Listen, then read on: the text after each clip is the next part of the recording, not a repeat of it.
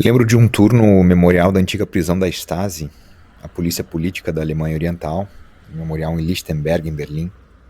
E nesse tour eu não era guia, mas era participante, um turista, e estava lá com um colega brasileiro da filosofia. E o guia, lá pelas tantas, começou a falar sobre alguns prisioneiros que tinham ficado confinados nas celas da Stasi. E ele contou a história de um prisioneiro de esquerda. E aí alguém perguntou no grupo, né? Como assim um prisioneiro de esquerda, socialista? Ele não era um conservador, um empresário, um burguês, um padre. Como um socialista acabou preso pela Stasi?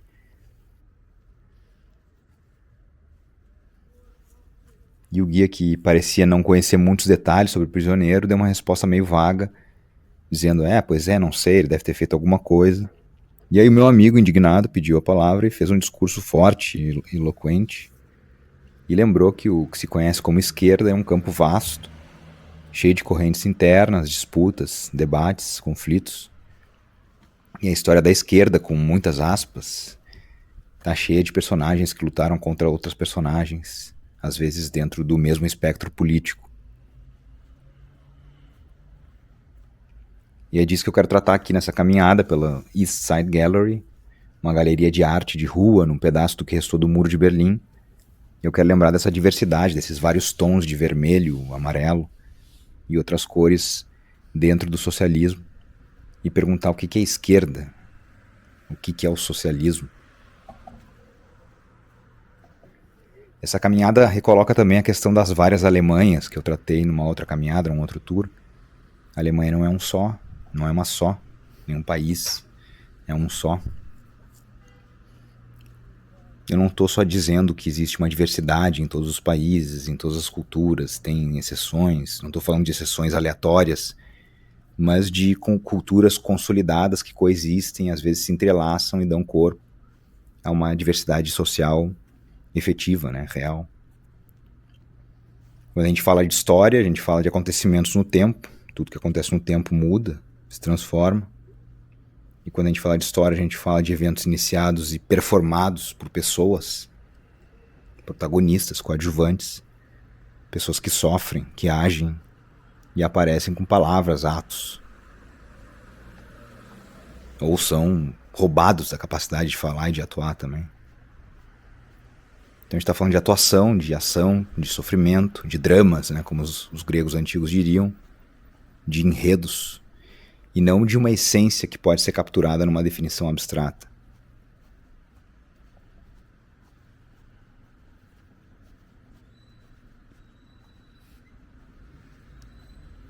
Se a gente quisesse definir, tentar definir a palavra esquerda, a gente poderia voltar à origem da palavra, lá na Assembleia Revolucionária Francesa.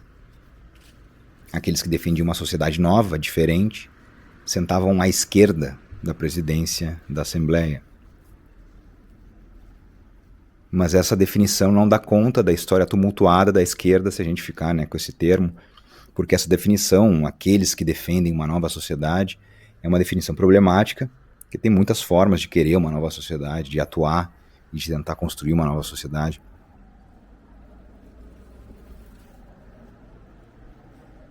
O nacionalismo no século XIX, por exemplo, era uma força revolucionária, uma força de mudança em direção a uma nova sociedade, a um novo modelo social, e nem por isso era um projeto necessariamente socialista. E se em vez de a gente falar em esquerda, a gente falar em socialismo, a gente vai usar um termo que tenta agrupar filosofias políticas que indicam que a sociedade é o que existe de mais real, que é o ser fundamental ou mais fundamental. É o contrário do que a Margaret Thatcher disse, abre aspas, né? Não existe tal coisa como sociedade, o que existe são homens e mulheres individuais e famílias, fecha aspas.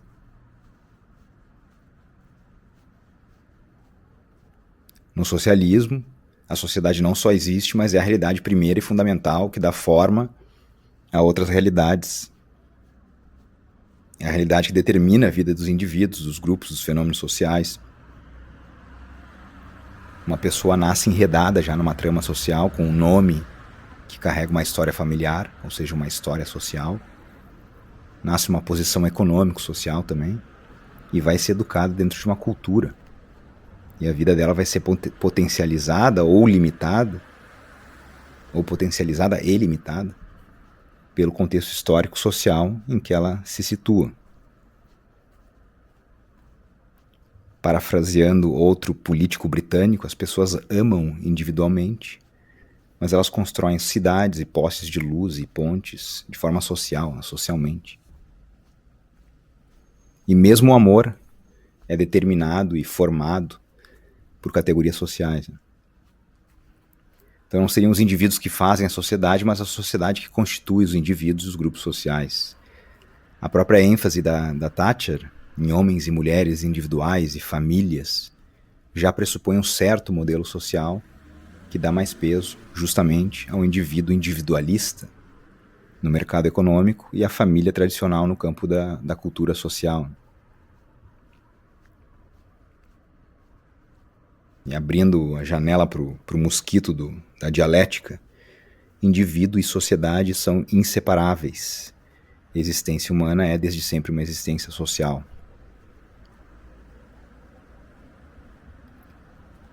Mas socialismo também é uma palavra com muitos significados. Mesmo dentro do campo socialista, se a gente voltar para o texto inaugural, esse texto não se chamava Manifesto Socialista, mas Manifesto do Partido Comunista, que complica ainda mais as coisas porque é um partido ou um movimento que prega a unidade comunitária por meio do fim da propriedade privada e da superação do individualismo econômico, pelo menos.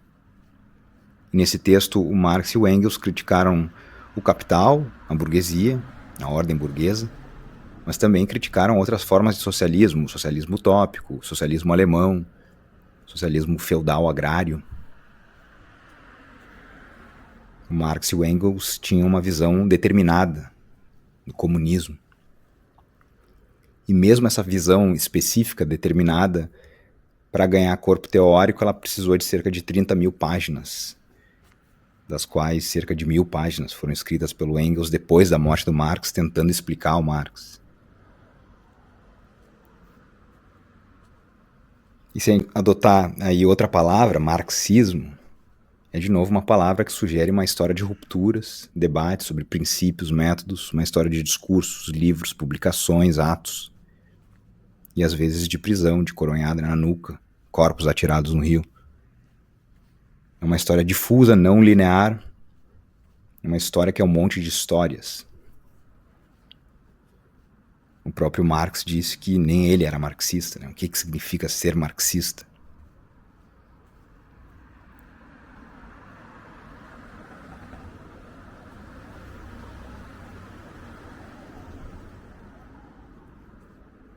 Um desses debates aconteceu em Berlim, em alemão, a língua do Marx e do Engels, o debate entre reforma ou revolução. Reformar ou revolucionar, um debate cujas principais vozes conflitantes eram do Eduard Bernstein e da Rosa Luxemburgo. A questão era como implementar o socialismo ou o comunismo por meio de uma quebra revolucionária, com a tomada do poder pela classe trabalhadora, ou por meio de reformas graduais dentro do modelo parlamentar, sem romper de forma retumbante, dramática com a ordem liberal parlamentar, mas com avanços pacíficos e negociados dentro dessa ordem. Essas discussões na social-democracia alemã levaram à criação do KPD, o Partido Comunista Alemão, liderado pela própria Rosa Luxemburgo antes de ser assassinada. E também tinha os independentes da SPD, a USPD, a esquerda sem casa, esquerdistas solitários. E a gente tem não só 2, mas 3 forças divergentes dentro da esquerda alemã.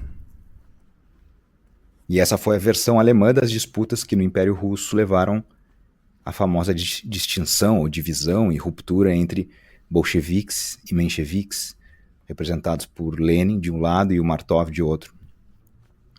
E aí aqui os nomes individuais simbolizam, simplificam correntes que, de novo, dentro delas mesmas têm histórias tumultuadas e complexas.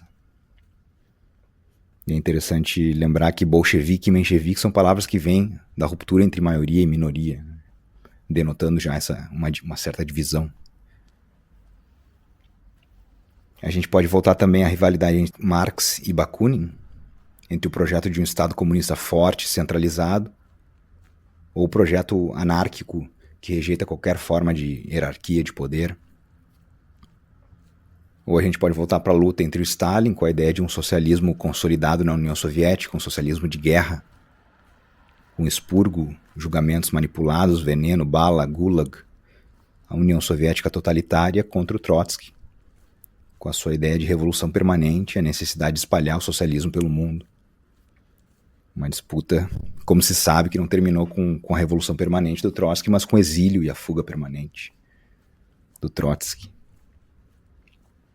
Então, Marx versus Bakunin, Rosa Luxemburgo contra o Bernstein, Gustav Noske contra Karl Liebknecht, Lenin contra Martov, Stalin versus Trotsky, Stalin versus todo mundo.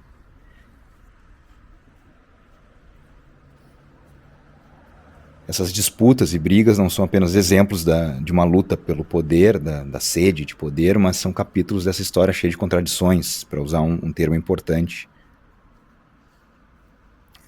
nessas correntes de pensamento.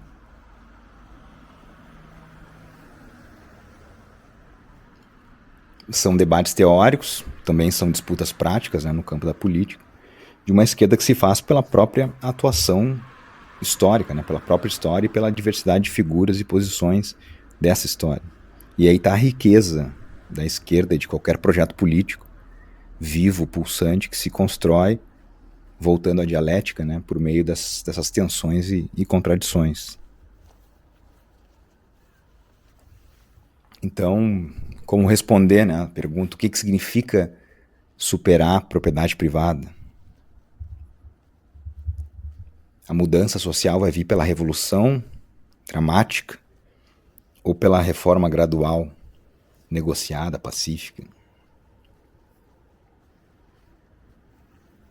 É por meio de uma ditadura ou é por meio do parlamento? É um governo centralizado ou é uma república assentada em conselhos locais, em fábricas, conselhos em empresas e conselhos em bairros, em conselhos em distritos? A mudança requer redistribuição de renda por meio de impostos ou tomada violenta dos meios de produção, para usar uma fórmula clássica.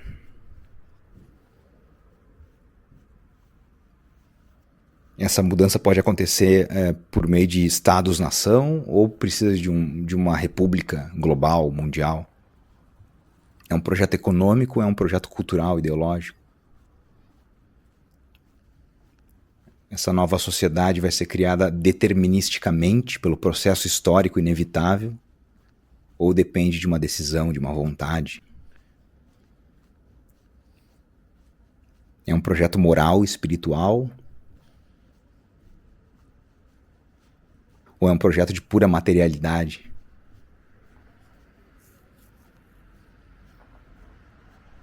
O Muro de Berlim não caiu só pelo desejo de banana e pornografia, ou pela vontade de viajar ao Havaí, mas também caiu pela demanda de um debate aberto, plural, pela defesa do pensamento, dos pensamentos divergentes, usando a frase da Rosa Luxemburgo, quando ela criticou a violência revolucionária, liberdade, a liberdade dos que pensam diferente. E para ela, o movimento trabalhista não era um dogma acabado, mas era uma escola viva, que aprendia com a prática, ou podia aprender com a sua própria prática, com a sua própria atuação no tempo.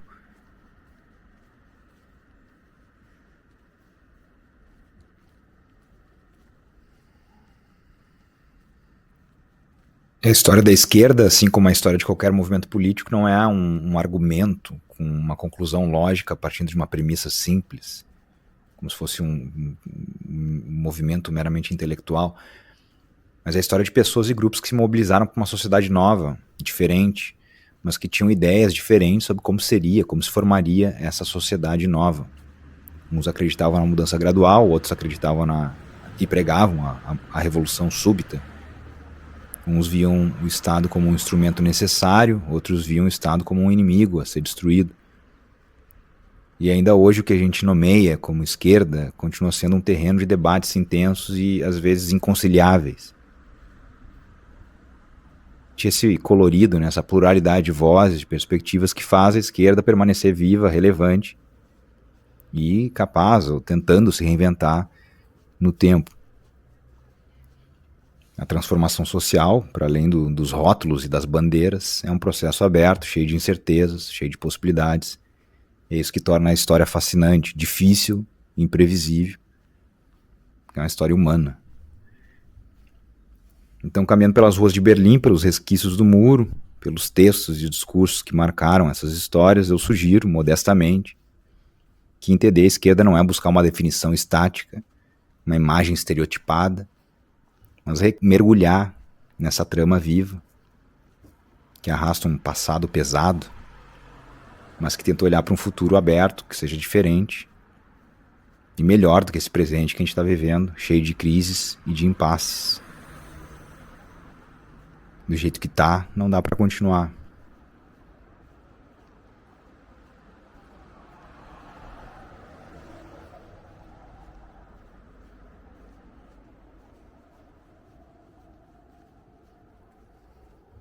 Na ideologia alemã, o Marx definiu o social como cooperação entre indivíduos.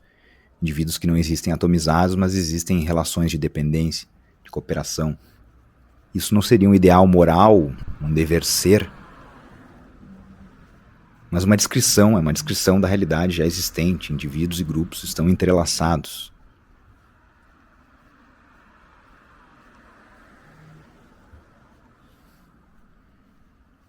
Do jeito que tá, não dá para continuar. E algum tipo de projeto pós-individualista é necessário, a meu ver. Não é hora de requentar a Guerra Fria e achar que é ou capitalismo ou socialismo, como se esses dois sistemas existissem de forma pura.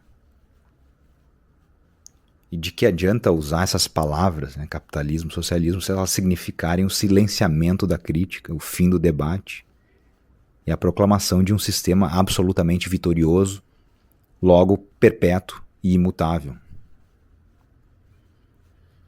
Seja lá como a gente nomeie ou conceitualize o nosso sistema atual, no fim de 2024, esse sistema está produzindo isolamento, depressão, ansiedade, conflito entre grupos, nações e uma catástrofe natural batendo nas nossas portas, nas nossas janelas.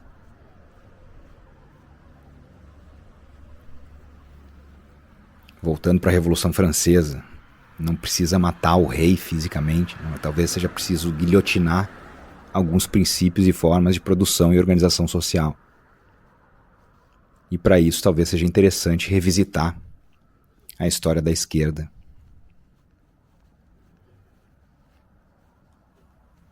É isso. Por hoje. Espero que tenha feito algum sentido. Até a próxima caminhada. Um abraço.